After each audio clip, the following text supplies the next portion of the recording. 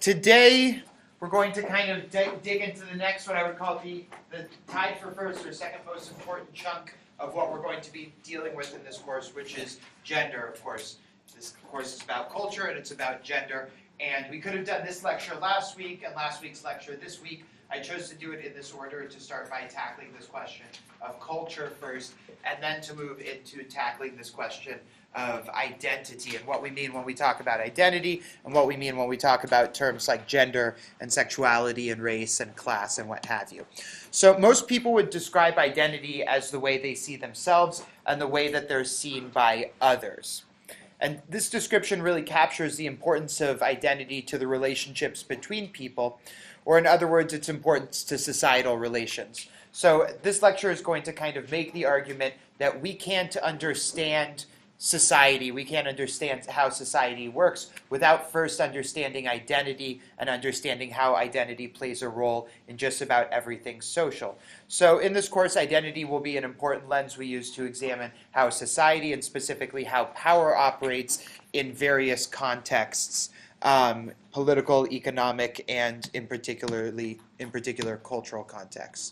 So over the course of this semester, we're going to learn about why identity is an important concept to investigate for a number of reasons, including identity structures how we see ourselves and how we act in the world. So this lecture is going to talk a lot about how every day when we go out in the world, everything we do, what we wear, how we talk, how we act is determined by this idea that we already have about ourselves, and that idea is an idea that's about identity, it's about gender, it's about race, it's about class. That identity, or that people view others through their perceived or known identities. In other words, I go out into the world, and when I look at all of you, the way I interpret you, the way I make meaning out of your bodies, your appearances, your movements, all of that has to do with identity. To say more, identities emerge in and structure relations between people. So this lecture is also going to talk about a concept called subjectivity and intersubjectivity, and we're going to talk about how there is no such thing as identity outside of the social world. This example that we'll always come back to is if you pictured yourself alone in a world with no other people, would this particular thing exist? Would you have a concept of masculinity or femininity or being straight or being gay? In particular for this class, identities are learned in and reflected through culture. Identities are also a central part of modern day politics. They emerge in the economic sphere through relations of inequality. In other words, if you were to take a look at any place in the world and look at what are the most impoverished, groups of people, you would normally see that those groups of people could be defined by other identity categories, such as ethnic identity, or others. And then finally, that identities circulate transnationally through globalization and cultural imperialism. And globalization and cultural imperialism are going to be two key concepts later in our class when we talk about the ways in which Western culture is being spread around the world. So identity is a really key concept, wrong computer, for this course. Now, in the first half of today's lecture, we're going to look at a few key concepts. So first off, this term identity, and then this term subjectivity, about how we see ourselves operating in the world. Then we're going to deal with this big term social construction. Has anyone heard this term social construction before? Or has anybody heard the term socialization? Maybe you've heard that in a psychology or sociology course. All right, then we're going to learn the term intersubjective, and then finally talk about this approach to identity where we think of it as a performance, or we think of identity as something that's done rather than something that just is. So before we get going, on your own, take a moment and brainstorm what you consider to be the major identity categories that you're familiar with. So you might want to think about like the U.S. Census and some of the questions that are on the U.S. Census, or identity categories that are on the U.S. Census. Things that you see in the media, in government forums, etc. And I'll start everybody off with two, sex and gender. Okay, so sex and gender are two big identity categories, and within each of those categories there's a number of different identities, right? So we might think of masculine and feminine, or male and female, as identities that fall into identity categories. So everybody on your own, take a moment and just, in your head, writing down on paper if you are, write down a list of other identity categories that you're familiar with.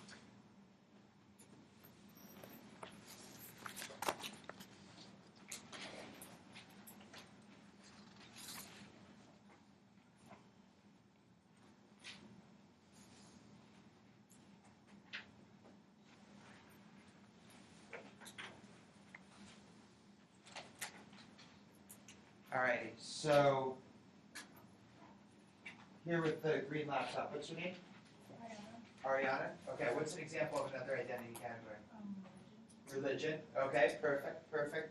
And here with the Pickle Rick sticker, what about you? What's another category? Ethnicity. What's your name? Emily. Okay. So we have two Emilys, right? Yeah? Okay. Emily and Emily. I think the year I was born, Emily was like the most popular girl's name. I think maybe for like quite a few years it was. All right, what about you? Can you come up with any others?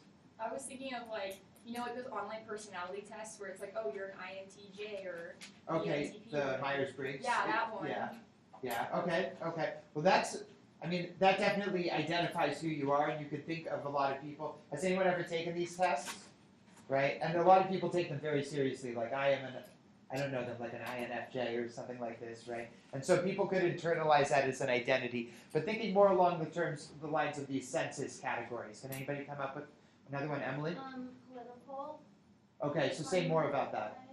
Like is it Democrat or Republican or... Okay, cool. And I think that kind of functions in the same way as what we might in our field define as an identity category, because it's something you identify with. It relates to maybe how you see the world, how you associate with other people. Yeah, did I see back here?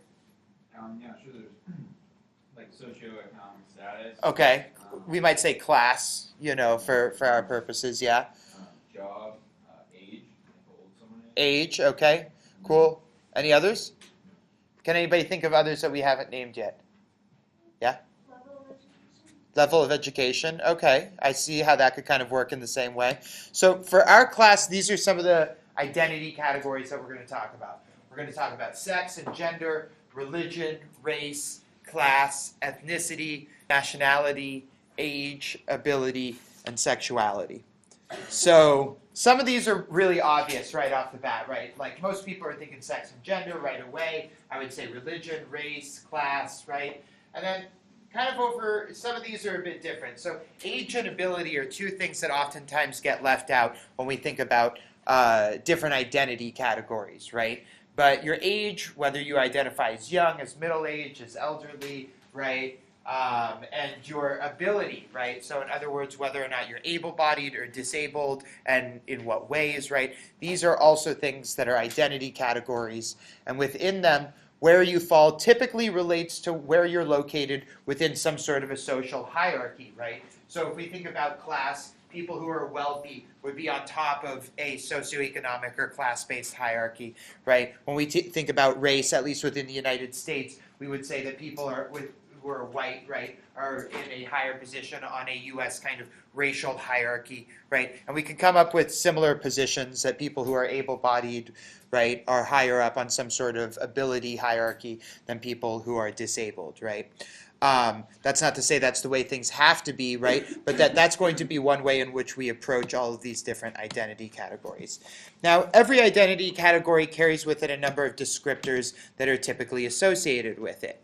And because of that, these identity categories carry with them expectations that exist before we're even born, right? So it's not to say that you are naturally feminine in a particular way. It's not to say that if you were raised differently in a different place, you'd still style your hair the same way.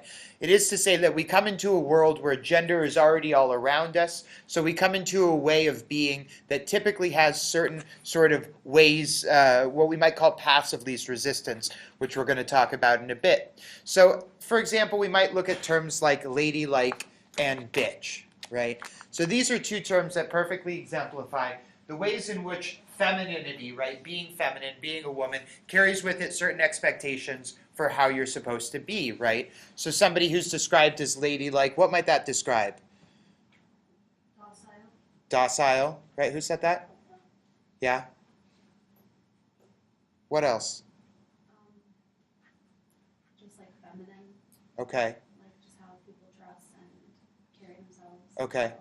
So like tone of voice, Yeah. how would that be? Higher tone of voice. Probably higher, yeah. Just like table manners and how they act in social situations. Right, okay. And then whereas bitch describes what by contrast?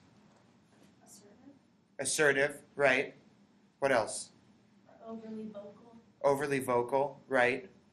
Bossy. Bossy, right.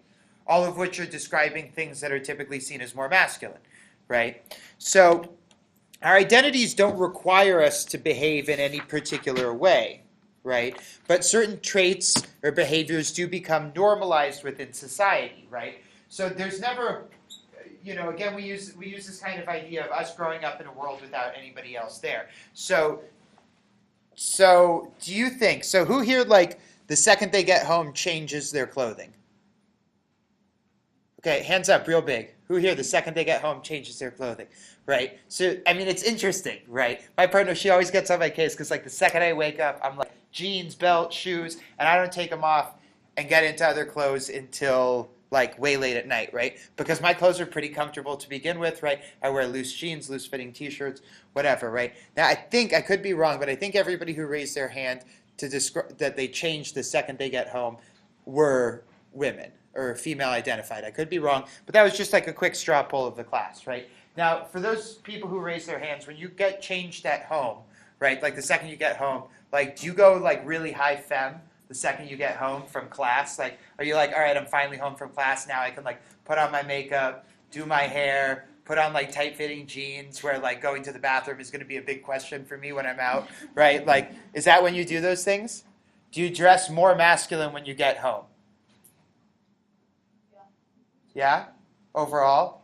Right? What do you change? Like, what's going to happen when you get home? What are you going to change into? I put on a pair of like comfy shorts and a t-shirt. Comfy shorts and a t-shirt, right? Okay. Is this like everybody else? Are they kind of same thing? Comfy shorts and a t-shirt, right? Okay. Now, if you lived in a world, for all those people who are like, I changed the second I get home. If you lived in a world where nobody else existed, but hypothetically you came to class every Tuesday and Thursday, is this how you would dress? Seeing kind of some mixed yeses and mixed nos, right? Would you dress, do you think, for any of you, the same way that you dress at home, right? The second you change and get comfortable at home, would you want to like just dress that way all the time? If you could, right? If there was nobody else there to tell you what to do, right? I might say that you might, right? Maybe you might. I would entertain that possibility, right? My partner, she loves to wear like things with cats printed on them. And like I of course naturally think it's like the weirdest thing, but my mother and my father both feed that addiction by like sending her cat pajamas every Christmas and stuff. So like this is what happens. She gets home and it's just like right into the cat's pajamas. I swear to God, we can be going out in an hour, right? Like, and she's like, I still have time to get into the cat's pajamas, like hang out for 20 minutes and then switch back into regular going out clothes. I see you nodding. You're like, I've done that turnaround before. All right, exactly. So certain traits and behaviors do become normalized within society. So rather than seeing these traits as biological, right, rather than assuming that we all wear these clothes to school because like our estrogen levels and our pheromones, right, and our reproductive body parts are compelling us to put on makeup and do our hair in a certain way, we need to understand them as social, right? In other words, to put it a different way, meanings are attached to particular bodies through social relations, right? The fact that I even look at, let's say, longer hair and read it as feminine is a social thing, right? There's nothing that naturally says long hair needs to be seen as feminine. And if you look historically, right, there were a lot of times when some of like the sexiest men in the world were those who could have really, really, really long hair, right?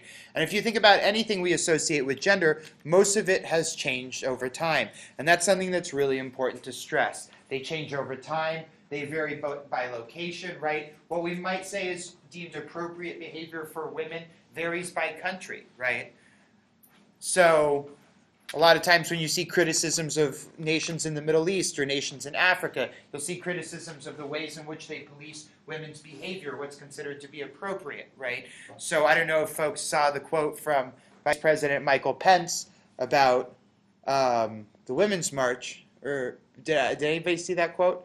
That he was bemoaning that all these well-intentioned men would allow their wives to leave and go to the Women's March, like, and that they should be, chaperones to these women, and that assumably the men who were at the march were indeed chaperones to the women at the march, right? So you could say that he represents kind of maybe a somewhat dated value system around how women should behave, right? This idea of women going outside of the house without male chaperones, right, as being kind of a dated idea. But again, it changes by location, and certainly in a lot of places in the Middle East, certainly even in places where I do my research, it would be considered inappropriate for women to be alone in certain places, right?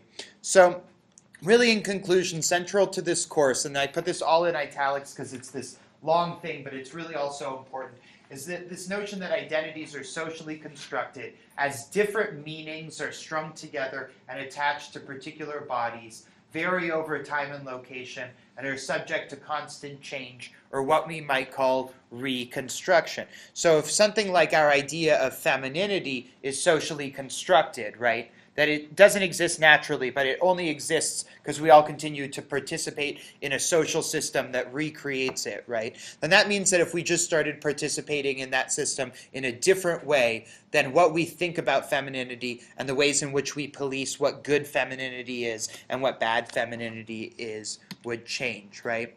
So as we'll learn, this doesn't mean that our identities are unimportant, right? Or that if we simply ignore them or stop thinking about them, they'll disappear, right? This relates to this idea of like colorblindness. This was really common in the 1990s. President Clinton used this term a lot, this idea of colorblindness, that like, I just don't see color, I don't think about color, I don't think about race, right? And if we all just stop thinking about it and seeing it and talking about it, then all these problems would go away, because these problems are just social problems, right? But the reality is that our very political, our economic, and our cultural institutions, right, and our own attitudes and beliefs about the world are based on our tacit subconscious understandings of what different identities mean. And later on in the course, we'll talk about how even things like, and this might sound outlandish right now, but how even things like the Western notion of freedom and individualism are concepts that were built out of very particular experiences and ways of thinking about the world that our forefathers had, but that other people at the time might not have had. But if we simply ignore identity or stop talking about it or stop thinking about it, identity doesn't go away. Everything about our society, how our educational institutions work, how our political and economic institutions work, those have been built by particular people across history, people who typically come from the same sort of background, right? And therefore, those institutions are invested with identity and with power. Now, to understand identity a bit better, we're going to talk about this term subjectivity. So subjectivity refers to how we see ourselves and understand ourselves and our actions in the social world in relationship to others. It's kind of a bit of a convoluted term, and it relates to this idea of being a subject, right? In other words, being the subject of your own life, the subject of your own story. And when we say it refers to how we see and understand ourselves and our actions in the social world, it relates back to this thing that I said earlier, that when we go out into the world, when I leave the house every day, I don't go out as just a person. I go out specifically as me. Every time I'm faced with a decision, right, what to wear, how to act, how to walk, everything like that, I'm basing my response to that decision off of my own personal history, my own idea of who I am, right? So if, for example, like, I was to get into, angry, what's your name? Jake, right? If me and Jake were to get into angry words, right, and Jake were to throw his binder at me, right, which we should have staged maybe ahead of time to like really accentuate this lesson, right? Then how do I react to that, right? Now, is everybody going to react to that the same way, right? No, some people are going to be like, I'm really sorry, like, I apologize, Jake, like, we could talk about this after class, but I was in the wrong, like, and I, kindly pick up your folder and give it back to you, right, and then go back to teaching and really, make sure to walk on eggshells. Another person might, come up and, like, grab you and, like, throw you, I don't think I have the strength to do it, but, like, throw you over onto the ground and then start fighting, right? So that decision is entirely based off of your own personal history, right? And you've maybe learned about this in kind of bare bones psychological terms as like a fight or flight sort of thing. But basically everything we do, every decision we make is based off of our subjectivity, right? So show of hands, who here drops acid regularly? I wish I had seen somebody like hesitate for a second and then pause, right? So instead, okay, fine, none of you do acid, all right? Yeah, whatever. Yeah, things have changed, right? You guys have new drugs now, right? But has anybody ever heard of a bad trip, right? Right? It's like the story of a bad trip, like you do too much shrooms, you do too much acid, you have a bad trip, right? So everybody here is like, oh yeah, my friend told me about this once, right? So this whole idea of having a bad trip is because if you do a lot of acid, right, you can actually forget who you are. You literally forget who you are. You're still awake, you're still functional, you're still able to make sentences, but you literally have no idea, like, I'm Alex, right? You're just like this amorphous blob that has no sense of identity, and then you freak out because you literally have no idea what to do, right? That you're like, every decision I would normally make, like literally something as simple as like, hey, do you want to go and grab Indian food, right? It's not a yes or no decision if you don't have this personal history of like Alex. Alex likes Indian food. He prefers northern Indian food, but he'll settle for southern Indian food, right? That sort of personal history. So you freak out because you don't know what to do, right? So our subjectivities are so important to who we are as people. I get migraine headaches, right? Pretty crazy migraine headaches that sometimes cause me to be hospitalized because they affect my brain so much that I totally lose my subjectivity, right? So in case you were smiling, you're like, I can tell Alex has done a lot of acid. No, I've experienced the same thing, but through my migraine headaches, and I completely lose all sense of who I am. So I don't know who anybody else is. I don't know where I am. I don't know what's going on. I had a trip once where they asked me, like, what time is it? And I was like, is it ice cream time? Which I think, like, in retrospect was a really great reaction. But, like, I had no idea what to do. I had no idea how to behave or anything, because I had no idea who I was. And I couldn't remember, oh, you're Alex, and you're a graduate student in gender and women's studies, and this is what you do, et cetera, et cetera. Now, we can have multiple subjectivities, and many of these might be oriented around our identities. In other words, we don't just engage one subjectivity when we go out in the world. We engage multiple subjectivities, right? So I have one subjectivity that's a subjectivity as like an Arab American, right? That I engage oftentimes when I'm talking with other Arabs. I have a different subjectivity that's a subjectivity built around my identity as a graduate student, that sometimes I'll engage that subjectivity more, right, when I'm in certain situations. As I enter different situations, I change how I engage my subjectivity, right? So has anybody ever had to go to like a family event, right, where you have to put on like you have to like engage a particular character, if you will, right? A particular subjectivity of like the good granddaughter who's finally going to college, right? Or as like the sweetheart, whatever, for all your family members, and you kind of switch into this mode where you engage a different subjectivity, right? A different way of thinking about yourself and acting in the world.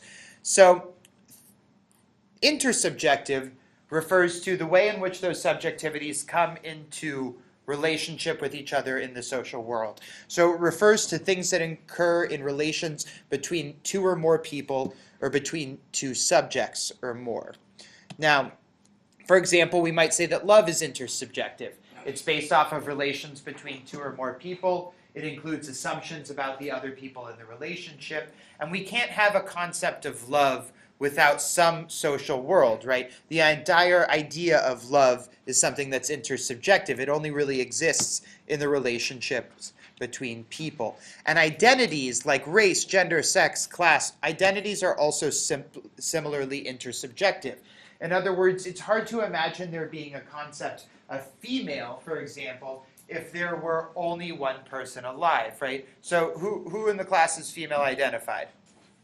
Right? So if you were to like wake up, let's say, or you were to have grown up in a world with no other people, right? Do you think that it's likely that you would think of yourself as female? Right? It's almost completely ridiculous to think of a world where just one person by themselves is like, I identify as female, right? Because female is a relational term. Female is often understood in reference to the term male, right? That they're these sort of oppositional terms. Female is a term that you use to communicate things about yourself to other people, and with no other people there, you might not need a term. And perhaps it's easier to understand with a term like straight, right? If you were just one person in the world, it would kind of be hard to imagine identifying as straight, right? Because there would be no other person in the world for that identity to apply to. And the same thing is the case with identities, right? So you can kind of understand this in a different way by asking ourselves how we feel validated by others in our own identities. So take a moment to think about this for yourself. We were talking earlier about how we do certain things every day to cultivate a version of ourselves for the social world that we're entering into, right? And that sure, maybe we change our clothes when we get back home, but this cultivation is particularly important. So I want everybody to think about things that they do, probably almost every day, to kind of cultivate, right, to construct a version of yourself that you identify with. And what sort of validation do you seek in other people, right? So what are sort of things that other people might do to you to validate your own idea of yourself that you're trying to put out there, all right? So take a moment to think about that, and I'm going to call on some folks afterwards.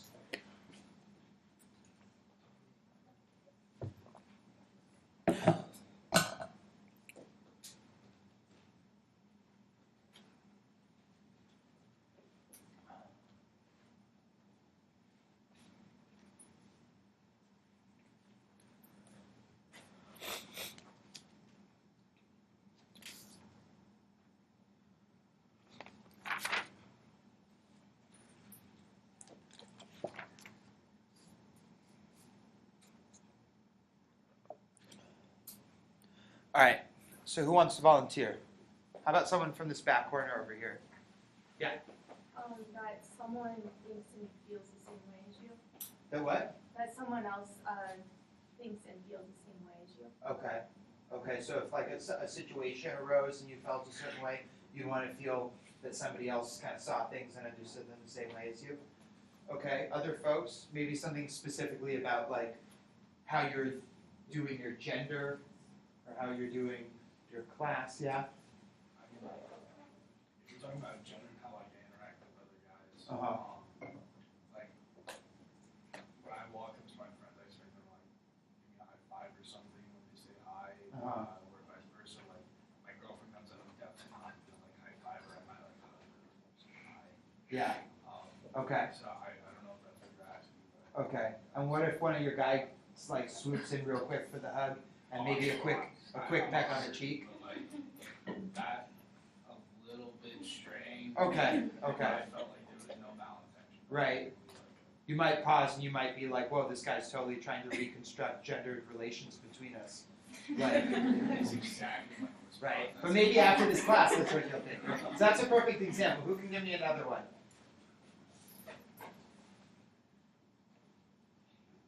Is that something like specific? Like I don't wear makeup or do my hair, and like I don't want physical beauty compliments. I'd rather someone compliment me on like my work or like what I've done. So like I feel like that helps me as a person. Like I identify with the work I've done versus what has been played. Okay. And I mean I don't care what anyone else looks like, but that's just something for myself. Right. So kind of as someone who maybe thinks of themselves as like being smart and hardworking, kind of getting validation in that regard. Yeah, I guess. I don't know. It's Don't feel bad about No, it. I'm yeah, like, no, I think no. I'm real smart, and I'll say that, right? Like, and I hope everybody here thinks of themselves as having that. Yeah. I don't know. It's no, just no. something I do. But that's a great example. Yeah, Elle? I mean, I guess like also like fashion, like Okay. so being like, trendy or cool, like having cool.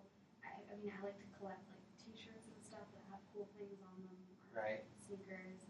And so like when someone's like, oh, I really like your shirt, or like, oh, you have really cool shoes, or you look really cool, or nice, or whatever. Right. It's kind of like the validation.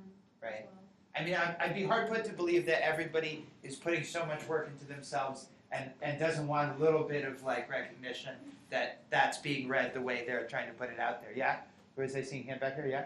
Like sometimes if you get something that say is expensive, like you like post it on Instagram or something, like it sounds like really shallow, but like a lot of people like do it so that people know that they have a certain item. Yeah. And they like something. Yeah. Yeah. Exactly. Exactly, yeah. I know in high school, like every single day, every single morning, I would put on like a full face of makeup and like do my hair every single day. And like when people would come up to me and be like, oh, you look really nice today, or you look like really put together. Yeah. Kind of Your that's makeup's on point. Yeah. You'd be like, yes, that's yeah, right. like that kind of Right. validation. And yeah, I know that like my example is like, or like, I'm in college like for myself, of course, but like I'm also doing it like so I can get validated from my parents. So like if I do good in a class, like and they praise me, like it's like a core understanding of like a lot of people that they need like validation from their parents. yeah. So what we're getting from this is, okay, a lot of the validation you seek has to do with how you see yourself. A lot of it also has to do with how you see yourself in relationship to others. But one thing's for certain is that it seems as though when your identities are recognized and validated by others, it makes you more likely to maintain those behaviors, right? Similarly, we're more likely to validate in other people the sorts of behaviors and traits that we value in ourselves, right?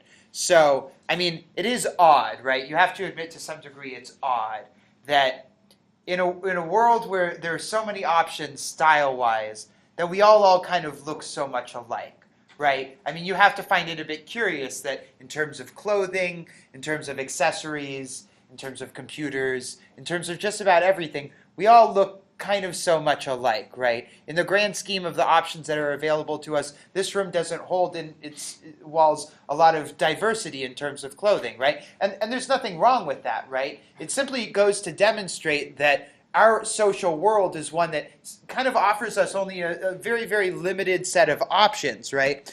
And as young children, when it comes to gender, children learn what we call the path of least resistance regarding how to behave facing social situations and without facing social ramifications, right? So this system is what makes identities appear natural. So, for example, we take femininity and masculinity as these things that are seen to be just natural, literally a matter of biology, as though our hormones and our body parts compel us to behave in certain ways, to talk in certain ways, to have interests in certain toys but not others, right? But none of this is biological. It all only appears biological or appears natural because those paths of least resistance are typically always followed, right? So it's not the case that most girls just naturally want to play with Barbies, right? But it is the case that most girls, should they choose to be more into football than into Barbies, are going to be marginalized, are going to be teased, right? Are going to face this decision where if they want to just decide to play with Barbies, they're not going to get made fun of anymore, right? This is that path of least resistance. So what appears then as typical female behavior doesn't happen because of biological factors, right? Nothing compels women to act in a particular way biologically, right? But it has to do with social things. So, for example, I'm sure everybody is. Who's here familiar with the term tomboy? Right? What does the word tomboy refer to? Just anybody. Yeah. Like a more masculine, I guess, more interested in things that a typical guy would be interested in. Okay, so first off, what age are they? Teens or children. Right? You would never call your mom a tomboy even if she does masculine stuff, right? Okay. So a tomboy would be would have male friends, right? Would probably like playing sports, right? Who here was a tomboy when they were a young girl? Right? Now of those people, who here still identifies as a tomboy? Okay? A little bit of mix, right? Now it's curious, right, that so many people who identify as tomboys when they were younger don't really identify as tomboys anymore, right? And it again is not to say that your natural self is a tomboy and now society's come in and screwed that all up for you and forced you into this world of femininity. That's not the case at all, right? We have to dispel of this idea that there is any natural way to be, right? But that the paths of least resistance that we face are socialized, right? So we might approach identity in a different way rather than just being like a series of choices that we make throughout life. We might think of it as a performance. So this is again to kind of push against this idea that there is something that's just natural, right? So when we think of a performance, we might describe it as doing something other than being, oh, that's out of order, our natural self, right? Our natural selves are seen as unquestioned, as authentic, as stable, and even as rooted in our biology. So again, many people think that certain women just behave as a group naturally, right? In this ideal feminine way mentioned before. They believe that women naturally walk in a certain way. They believe that women naturally talk in a certain way, right? As opposed to that being social, right? Are there any women in here who have ever like thought about the way they walk in relationship to femininity, right? We talk about like the way you often have to take like an attenuated stride to appear more feminine, right? Or what about the way you talk? Does anybody ever like, are you ever like got a guy you're talking to who you're really into and like your voice goes up an octave when you talk on the phone? Has anybody ever done this? I'm seeing nods, but nobody wants to raise their hand. Right? I see my sister do this all the time whenever there's a guy she's into. Her voice just like shoots up all these octaves, right? Again, you're never gonna like. She's never like, "Hi, Steve," like or anything like that. Her voice goes up. You know what I mean? And it's so funny because like I know there's no way in hell there's a guy on the other end of the line that's like, "Oh my God, like she can hit like a high D, like she must be an operatic soprano." That totally like that's one of my like make it or break it rules with relationships. So, all right, so. But we have to remember that our identities are socially constructed. They change over our lifetimes. They vary by location. So we might think of our identities as a performance, right? So they're not simply a matter of our nature. We perform them, but we perform them really well and kind of the same way every single day. And much like a really, really good performance, you can't really tell the difference between what's in front of you and reality, right? And much like with acting, the performance can change quickly. So, for example, every day when I come to class, like I'm consciously performing a particular gender identity for you all, right? And the way I'm performing my gender is different than I would perform it with a different group of people, right? And you better believe it. If I'm with like, all of a whole bunch of gender and women's studies folks, right, and we're all together, I'm probably a bit more feminine than I am with everybody, right? If I'm at like a random dive bar in a city that I'm visiting and I'm just talking with some people about sports, I'm going to be up in the masculinity level, right? So that people aren't like, reading me in a funny way. You can bet like some of the shock and awe that people get when I'm like, yeah, I teach in gender and women's studies, that's what I do, after I've been getting like really down and dirty with like the bro-y sports talk for a couple hours, right? But the point is we are always changing these performances. And so when I'm coming to class, I'm thinking to myself, okay, well, I want to appear like somewhat masculine. I want to be able to tap into certain masculine things like sports culture and different things so that I'm identifiable to the male students in this class. And they think to themselves like, oh, okay, well, if there's a guy who could be like masculine and cool and also talk about feminism, like maybe there's a way for me to do that too, right? I'm also trying to have like a little bit of femininity that I'm bringing in so folks who are more female identified can feel comfortable talking to me about real things. I'll talk about how my mom worked in women's health and I have a sister and all these things. So cultivate a particular gender for you all, right? Based off of this thing that I'm trying to accomplish here, right? And I know that sounds creepily self-reflexive for me to just like lay that all out on the table like that, right? But this is certainly the case. But if I were to come here tomorrow, Elle, I'll get you in 1 second, right? If I were to come here tomorrow and I were to simply wear a dress, right? Change not a damn other thing about what I did, about the way I walk, the way I talk, the way I lecture. If I were to just wear a dress on Thursday, right? All y'all would be like, this changes everything, right? Like, you would be like, man, I've been reading Alex all wrong. Like, I mean, he's complex, sure, but I thought, like, I had gotten him, I figured out, like, categorized his gender. I thought I was good, and now he comes in and he changes the dress, right? Because all of a sudden, I'm screwing up that performance, right? And it doesn't feel so natural anymore. But if we just remember that every day, we're always picking out what we wear and how we walk and how we talk and what we do, to cultivate an idea of ourselves for other people, right? If we're willing to understand that what I'm doing is a performance every single day, then it becomes a lot easier for us to accept in other people a wider variety of performances because we don't have to get stuck in this way of thinking that it's all natural, right? But it's really just this performance, right? So I'm going to pull up this whole slide, right? So, Elle? Yeah. So I went to an all-girls school and I was in drama, and so there was a time where I had to play a guy in a play, and my teacher kept saying, you're walking too much like a woman. When you sit, you have to take up more space, and I've never thought of it like that until that day. Yeah. Until I had to learn how to sit like a guy, walk like a guy. Yeah. Exactly. Has anyone seen like the thing that's like guys on the subway, like, and it's how guys sit on the subway, and so they all sit like kind of, you know, this sort of like this thing, and someone went and they edited cats into all the photos between their legs, so it's like that's why guys sit with their legs so wide open. It's in case a cat shows up that it could like snuggle up. It was real cute. Anyway, I digress. But yeah, totally right. There's a way of walking masculine, a way of talking masculine. You know, like I shoot pool a lot. I'm pretty good. If I know. I shoot at the pool a few days a week and play in a little amateur league here in Tucson, and I always like I'm thinking about how my butt looks in my jeans when I'm shooting from behind, right? And then I start thinking about like how I'm standing, and like there's like even a gendered way to stand for shooting pool. You know what I mean? It's kind of like, you know, like this, you know, like, but I prefer to shoot like this, you know, and it's like, it's different, but I'm thinking about it, and I shouldn't be, because chances are no one's even thinking about it, but I am. So anyway, so now one thing's for sure, maybe people are thinking about my butt in the jeans because, to transition here, look at this, we are actively looking to see how others perform their identities, both to understand who we assume them to be, right, and to validate our own understandings of what those identities mean, right? So for example, does anybody go to work out at the rec center at the university?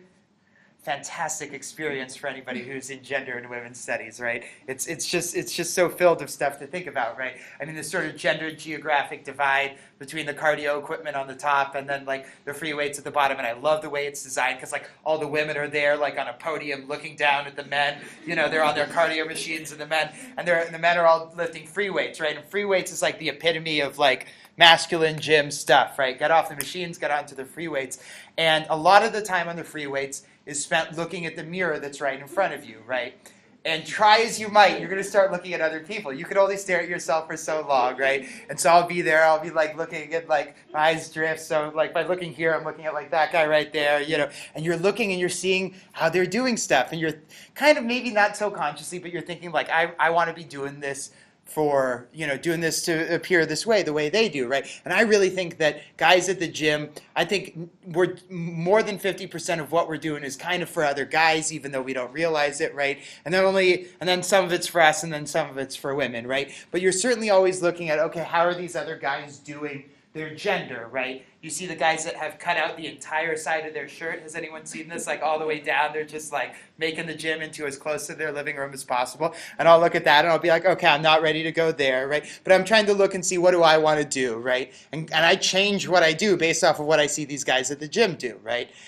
You know, like I've noticed if you wear high socks that come up right underneath your calf muscle, they make your calf muscle look bigger than if you wear low-cut socks, right? So I start doing that at the gym, right? So you're always looking at these things, right? Looking at other people, trying to figure out what you want to do. And another way we could talk about identity is something that we do, right? So every day I'm like doing my masculinity. I'm doing my whiteness. I'm doing my, you know, whatever. I'm doing all my identities every day, right? And that ideally I'm trying to do them really well so I don't get found out, right?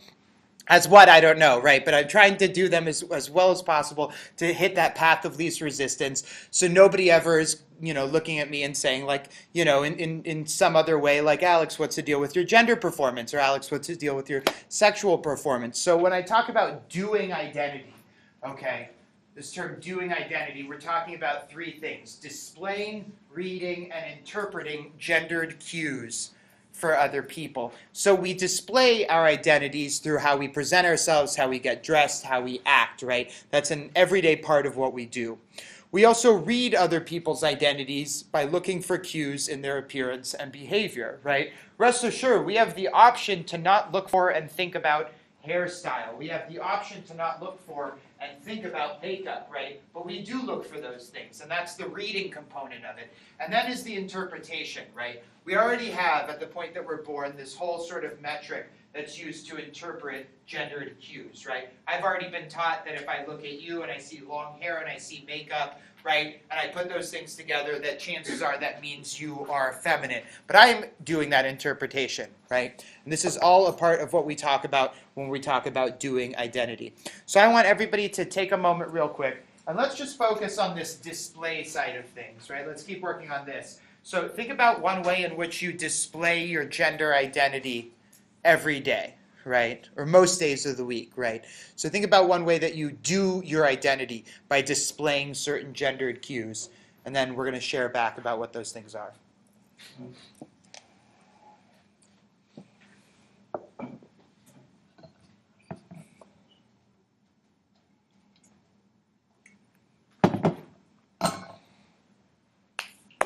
All right. So, Elijah, what do you do? Give me a gendered cue that you work on. Shaving. Shaving. Does that count? Say more. I'm not too sure about shaving. Well, how do you shave? Like, how often? What look are you trying to achieve? Just look good. Yeah. Yeah. Are we all, man? Are we all? Yeah. If you figured out the trick, let us know. So, okay, so you shave most days, though. Yeah. Yeah. So you look clean, Yeah. clean cut. Is that kind of what Yeah. you're thinking? This guy Yeah. takes care of himself. You want women to think that? Okay. Okay. Cool. Other folks? Yeah. I was gonna say shaving, but for a girl, like you shave your legs and you shave your arms, and it's just like you're supposed to. Right. Okay. Shaving your legs. Right. And then that first date is going so well, and you're like, damn it, I should have remembered. No, I'm kidding. I'm not speaking from experience. But yeah. For me, something that's really important is like my eyelashes, just because they represent like my femininity and like I don't know, they like help me flirt and they help me like identify who I am. So like even if I'm just going out of the house for like 10 minutes just to run, like get a bagel, like I have Yeah. to have at least a little bit because it makes me feel like who I am. You want to mess with a really masculine guy, tell him how beautiful his eyelashes are. He won't know what to do with that. Right? He'll be like, shoot, I've been spending all this time at the gym. Little did I know, like, it's all the lashes. I've been told that I have nice lashes. But I'm Middle Eastern, so it's genetic. Yeah. What about you? Yeah. For me, some days I can't like wear makeup and do that stuff because I'm sick or whatever. So I have a whole bunch of purple stuff because to me purple is feminine. Even though my favorite color is blue, all of my stuff is purple. Yeah. Perfect. Yeah. For me, I've noticed, like when I go to my job, like my office job, I'm usually like hair's curled, tons of makeup, dressed really nice, And then one day I went into my office and I was wearing my other work clothes, which is scrubs and tennis shoes, no makeup, hair up, like everything. And they were like, "Wow, you look really different." And I'm like, "Well, yeah, I can't show up to my caregiving job wearing that stuff, And like I could just tell it was like a different interaction with other people at the office. Right. With different clothes. So you messed up then, is what you're saying, and then that's what I'm thinking. you gave them a bad performance that day, and it threw everything topsy turvy. Right.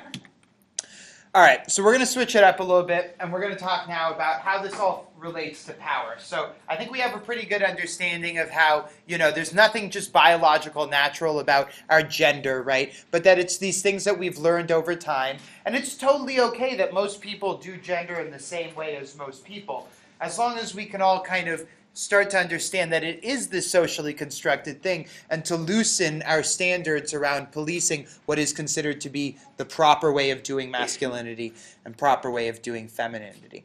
So real quick, I'm going to run through this pop culture stuff because a lot of it's pretty self-evident. But pop culture refers to and I'm sorry, this, if you see an italicized thing, it's meant to be a key term, even though I didn't it's hard to see that it's bolded. So, these are kind of the key terms, these three there. So, pop culture refers to the entirety of ideas, perspectives, attitudes, images, and other phenomena that are within the mainstream of a given culture, right? And remember, mainstream, for those of you who aren't familiar with the term, really refers, it's kind of circular here, to this idea of being popular, right? If something's mainstream, most people have heard of it, most people are familiar with it, right?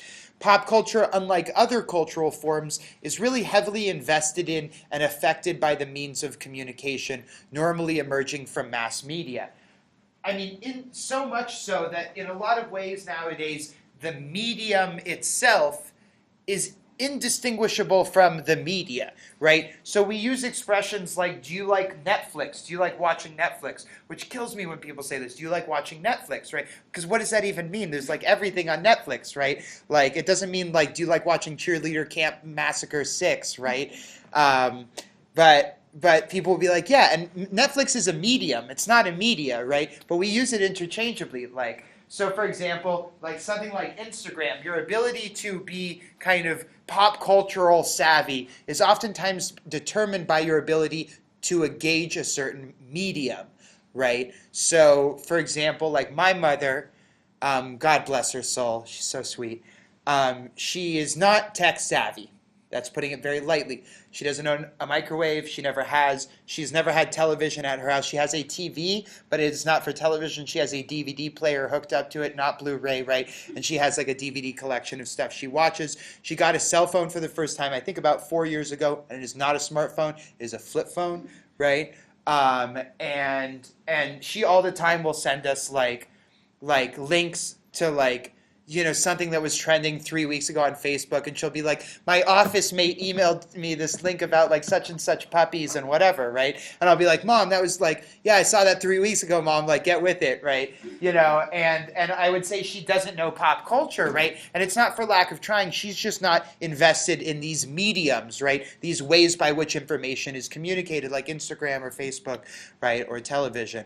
So a lot of people argue, and I don't like this, I hate this argument, a lot of people argue that pop culture is less nuanced or less intellectual than other cultural forms, right? And a lot of people, including in my field of gender and women's studies, they kind of scoff at pop culture, right? They kind of laugh at it. They're like, it's so silly, it's for stupid people, right? And I think we're all kind of aware of this to some degree because we all have our guilty pleasure things that we don't like talking to anybody about, right? So, like, you guys know what I'm talking about? Like, I loved Jersey Shore, right? And the fact that it's coming back, supposedly, I don't know, I'm stoked on that, right? I even watched Floribama Shore when that came on because I was just so craving like Jersey Shore goodness. I watch Big Brother every single summer, obsessively, right? Never miss it, right? I'm not proud of that, right? Because I kind of am aware that a lot of people think of that stuff as being like stupid, right? You know, and that's the way a lot of people think about pop culture. But whether or not you want to categorize it that way, we can say that pop culture functions in a way that makes it unavoidable, and therefore it's a really important scholarly site for us to investigate to understand, like, where the heck does gender come from? How do we get here, right? Now, with pop cultures, and I say this in the plural because there's really more than one, pop cultures might sample from other cultures. So, for example, the music of pop culture, right, pop music, typically includes the most played songs from multiple genres or cultures of music, right? To say you're into pop music kind of, or popular music implies that you might be into rap, into hip-hop, right? Into R&B, into techno, into electronic. Is techno even a thing? I don't know. But so pop culture also forms a way of relating to society-wide debates about politics, about identity, about the consumption of cultural artifacts, right? So one's relationship to pop culture oftentimes determines their status within a group as cool and hip, or in some cases as a sellout or a conformist, right? Pop culture is extremely important, and it moves at such a fast pace, right, that in order to keep up with it requires that you really structure your life around it, so much so that it ends up becoming this metric that we use to categorize people. Put more specifically, pop culture is the most powerful, influential, and socially effective cultural space that this class will concern itself with. And while we are going to talk a lot about countercultural places and spaces and activities, we're going to talk a lot at the beginning about pop culture.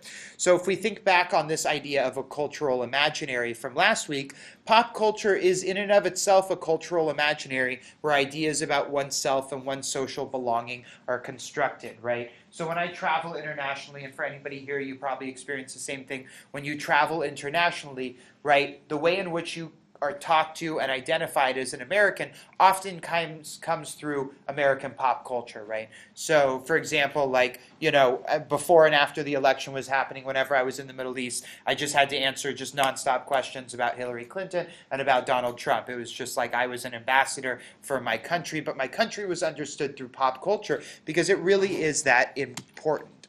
Now, of critical importance to this course is the way in which pop culture informs identity and structures power relations within Western, notably US society. So this class is concerned with how pop culture speaks to identity, and in particular, how pop culture provides us with a way of expressing ideas about gender, sexuality, race, ability, nationality, age, and other categories of identity, right? So many people would argue, and I think correctly so, and this course definitely corroborates this idea, that pop culture is a major site for the maintenance of power relations, of oppressive power relations, ones that rely on identity for their articulation, such as racism and sexism, right? So most people would argue in my field and in most fields that pop culture is not a place where you see a lot of anti-racism, or where you see a lot of feminism, or where you see a lot of anti-homophobia and anti-transphobia. Most people who study culture would say that pop culture, right, as hard as it is to define, is a place where we are reasserting oppressive ideas about gender. However, we must also consider the importance of work which is located within the confines of pop culture, but which also pushes us to rethink gender norms. Now, counterculture, by contrast, which we talked about a bit already, refers to the ways in which the creation of culture can run counter to relations of inequality. Countercultures like the punk scene in music or the queer anarchist scene in politics challenge power relations that maintain sexism, that maintain racism. And it's important here to mention that just because something is countercultural doesn't mean it is utopic, right? Everything that is countercultural also has its own internal problems and issues with inequality, right? For example, rap music, which is countercultural in as much as it has been able to talk about issues of racism and classism, right, in particular in urban communities of color, right, at the same time contains sexist lyrics about women and homophobic lyrics, right? So just because something is countercultural doesn't mean it's inherently good and doesn't have its drawbacks, right? Something can also be simultaneously pop cultural and countercultural, as might be argued with artists like Lady Gaga. But much as the conversation around Gaga happened to be, this oftentimes represents the co-optation and commodification of countercultural work by pop culture artists. In fact, the very definition of what constitutes pop culture or counterculture is oftentimes out of the hands of the artists themselves and much more in the hands of the consumers, right? So we saw Lady Gaga kind of have this transition over the course of her career from being this icon of like counterculture to being this really much more pop cultural icon. And a lot of people would make the argument that that has led to a watering down and depoliticizing of her work, but I'm not here to get into debates about that. So all right, so this is really where this is really the most important part of the second half of this lecture, is this concept of systemic oppression. So to be able to understand how pop culture or countercultures work, to be even able to define and differentiate whether or not something is pop cultural or countercultural, requires us to be able to correctly describe, right, and to assess how power is operating, right? Because if let's say we lived in a monarchy, right, and there was a king in power, right, then anything that was opposed to the king would be countercultural. If the king changed and it turned into somebody else, right, then those things would lose power, and only things that had to do with the new king would still retain power. So to understand if something in, a cultural artifact, a movie, a music video, a song, whatever, happens to have countercultural value, we need to understand the context, right, that it emerges, in particular, the relations of power and oppression in which a particular cultural practice or artifact emerges. So systemic oppression, which, I can't stress this enough, this term is so important. If you really understand this term and work with this term, it'll help you format final papers, it'll help you with your reading reflections, because this term can basically function as like one of these 5-paragraph essays. Those 3 body paragraphs could essentially be built off of the definition of systemic oppression. So systemic oppression refers to the alignment of individual behaviors, institutional practices, and ideological beliefs in ways that benefit a select group of people. And if you're going to use the term systemic or systematic oppression in a paper, in anything for this class, I expect that you're going to be talking about these 3 things. Now, it's meant to draw attention to the systemic, right, the systematic nature of oppression, the ways in which power operates within a particular context, and the three places where activism should be directed, right? Now, oftentimes when people talk about something like racism, for example, one type of systemic oppression, they'll only focus on one of these three areas. So, for example, you might see people that say, well, racism is over because now people of color are allowed to vote, right? And that's focusing on this institutional side of things, of defining racism through an institutional lens, right? Another person might say, well, like, I'm not a racist because I don't act in these individual ways. I don't have these individual behaviors that I consider to be racist, right? Or another person might say, well, I'm not a racist because I don't think that anybody should be treated differently because of their race. And this is the ideological side of things. However, systemic refers to the ways in which these things work together, right? In other words, the ways in which our individual behaviors oftentimes support and are supported by institutional practices, how our institutional practices support and are supported by ideological beliefs, and how ideological beliefs are supported by and support individual behaviors, right? So, for example, if somebody were to break into my house, right, and I own a gun, and they weren't coming after me, they were just stealing stuff from my house, and I were to shoot them, and they were to die, right? Who here thinks I would be in the right? Okay, who here thinks I would be in the wrong? Okay, it seems to be roughly about 50-50. Okay, now who thinks that people's reaction to that question varies depending on where they're from? Who thinks that people in California, Southern California, let's say, overall have a different reaction to that question on average than, let's say, people from rural parts of Arizona? Who thinks there would be a difference, right? So what somebody would choose to do in that very situation then is affected by ideological beliefs about things like gun ownership, right?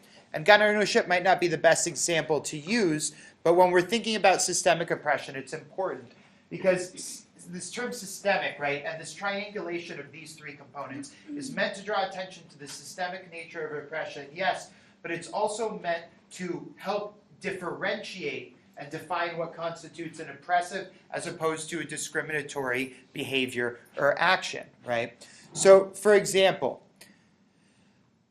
you hear this debate a lot, right? Is it possible to be racist to a white person, right? Or is it possible to be sexist to a man? And oftentimes this debate really gets, the root of this debate is about how you define systemic oppression, right? And how you consider certain actions to gain meaning from a larger context. So within our field, most people would say that you cannot be oppressive towards a white person. You cannot be racist towards a white person, but you can be discriminatory towards them, right? And the reason is because there's not this larger context that gives meaning to these actions, right? So if we were to think about something like police violence, right, or some people would say police brutality, right, against people of color. The reason that this is talked about as an issue of racism, right, but when it's not talked about if a white person is killed by a police officer as being an issue of racism, is because the context in which those events are taking place is entirely different when we think about the systematic nature of things, right? So if we think about the fact that institutionally, when white people are killed by the police, they're far more likely to see that particular officer go to jail, right? If we think about how ideologically there's ways in which the news media narrates any person of color as being like inherently suspect of criminality, right? When you triangulate these things, the meanings of those actions are different, right? And it's not to say that discriminatory actions are okay, right? Or it's not to say that they're better than oppressive actions. It's simply to differentiate the context because the context is important, right? So, for example, if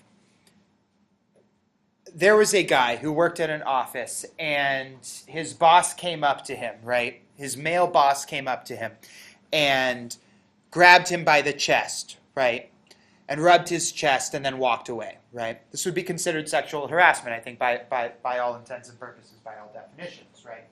Now, do you think that the experience of that man, right, would constitute sexism? This is how we might form that question. And a lot of people would say, well, yeah, right, he's being mistreated because of the fact that he is a guy, and this boss is obviously attracted to men, and therefore he is targeting this guy as a man, and what he's doing is therefore qualitatively sexist, right? Now, people might, however, argue that the reason it's not sexist, while it certainly is discriminatory, the reason it's not sexist is because of the fact that there's not already a culture where men in the workplace are ignored when they bring, reports of sexual violence, right? There's not already a culture in which men in the workplace feel that they can't kind of move upwards and have upwards mobility if they, unless they stay quiet about stuff that happens at work. There isn't this larger context that brings meaning to that action. Is it still bad? Is it still discriminatory? Certainly, right? But we wouldn't consider it oppressive because there's not a whole set of beliefs, right, and behaviors and institutions that militate against this particular man in the workplace. Yeah. But couldn't you say that it is oppressive because like a man is considered to be more manly, and so if he is like sexually harassed by another man, it calls his masculinity into question? Yeah, so the way in which folks in our field would typically respond to that would be to differentiate between something about like repressive and oppressive, right? So, for example, like with men and emotion, right? So we have a system like this, gendered hierarchy that says men aren't supposed to express emotion and that women are really emotional, right? And if men suppress emotion, right, which we have to, guys all the time are stopping themselves from being as emotional as they're inclined to be because of this idea that men aren't supposed to be emotional, right, then we have to repress aspects of ourselves, right? But if we do repress aspects of ourselves, then we're rewarded with this hierarchical position of power, right? However, people in our field would continue by saying that even when women do femininity perfectly, right, and perform femininity exactly the way society wants them to, that they still are seen as being less than men, right? And that's where that context kind of plays out differently. Yeah, and it is, again, we're talking about just how you define terms, right? And that how you define these terms is meant to draw attention to certain things. People in our field define oppression as this systemic thing to draw attention to the systemic operations, right?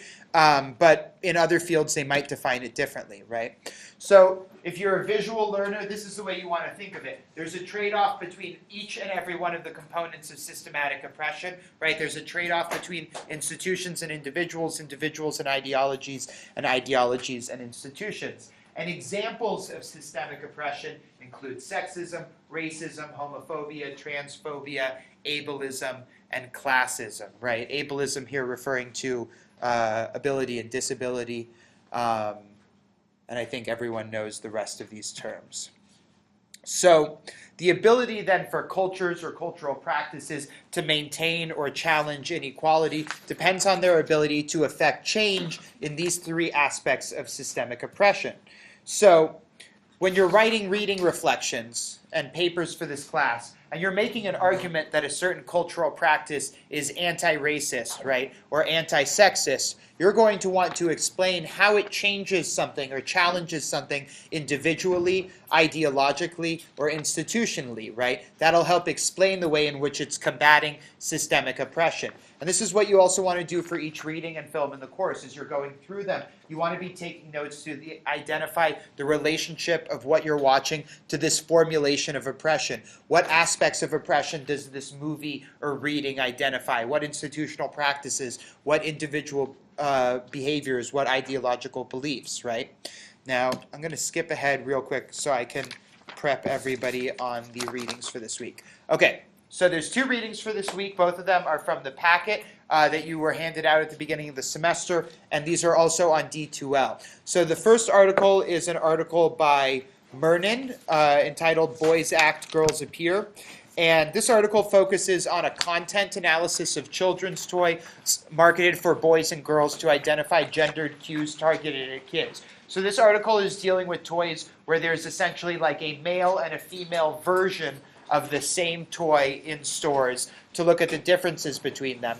The article also further addresses how these gendered cues affect children's gender and sexual development and the relationship of such developments to patriarchy. So one key quote from this reading is that cognitive social learning theorists maintain that children start using gender as a categorizing framework and develop stereotyped ideas about characteristics associated with females and males if such stereotypes are available in the culture.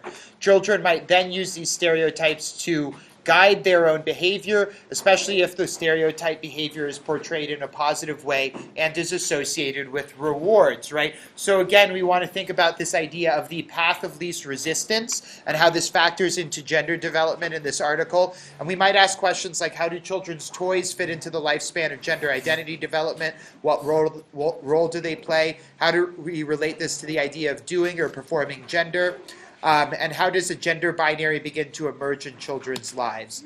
Then the next article, with this one real quick, if you're reading out of the printed version that I gave you, then this second article is there. But if you're looking online, I have the whole book that this article is a chapter in online. So if you're looking at it through the D2L website, make sure you're going to the chapter on gender, sport, and popular culture. This article is really interesting. I think folks will find it fun because it has like a whole historical piece in it that looks back on the development of women's place in sports. But it also looks a lot at not only where they fall into the professional sports world, but how they're talked about and sports media broadcasting. And that sports is a really important cultural place to challenge ideas about masculinity and femininity, but also to reassert traditional hegemonic ideas about them. So you're going to want to think about the representational politics of sports broadcasting, and also how the very definition of sports, which is given towards the beginning of the article, emerges from a masculine way of thinking about things like competition. All right, so I hope folks enjoy those readings. When you come on Thursday, be prepared to talk about some of these questions, and this lecture is already up on D2L.